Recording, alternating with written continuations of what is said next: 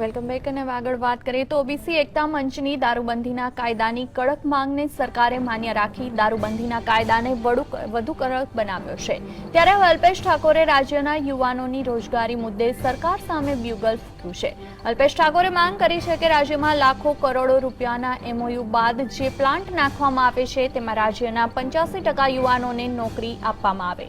જો રાજ્ય સરકાર ગુજરાતી યુવાનોને નોકરી આપવામાં નિષ્ફળ રહેશે તો વાઇબ્રન્ટ સમિટ થવા નહીં દેવામાં આવે તેવી ચીમકી પણ ઉચ્ચારવામાં આવી હતી। તો ફિક્સ પે મુદ્દે પણ રાજ્ય સરકારને ઘેરતા 11 જાન્યુઆરી પહેલા ફિક્સ પે બંધ કરવાની માંગ પણ અલ્પેશ ઠાકોરે કરી હતી।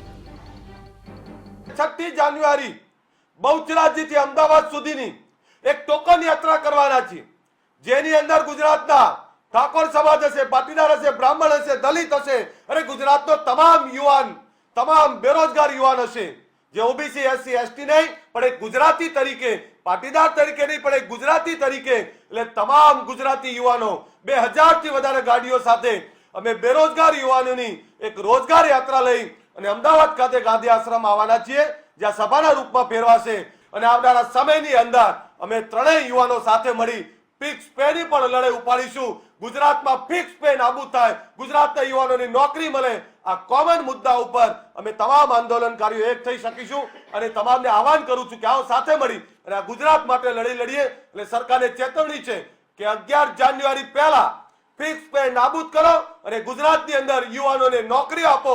સરકારને પૂછવા માંગુ છું, આ 60 લાખ કરોડના રોકાણમાં 51,000 કંપનીઓમાં કેટલા ગુજરાતીઓને નોકરી મળી એનું શ્વેતપત્ર સરકાર જાહેર કરે।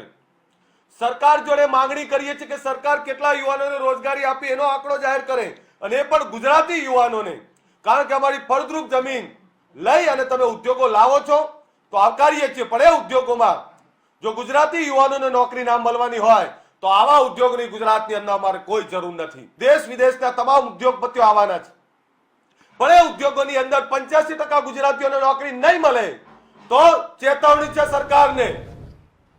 આ સરકારનું વાઇબ્રન્ટ આ વખતે અમે ગુજરાતી યુવાનો નહીં થવા દઈએ।